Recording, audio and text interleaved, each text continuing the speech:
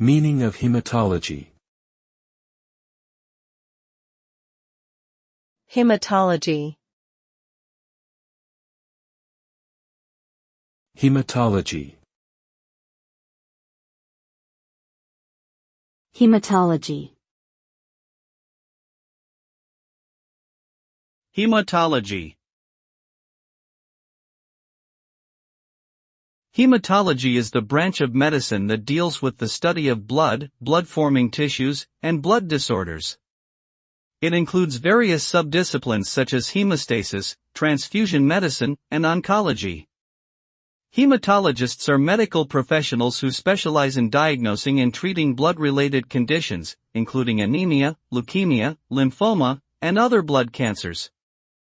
They also play a crucial role in managing bleeding disorders and clotting abnormalities.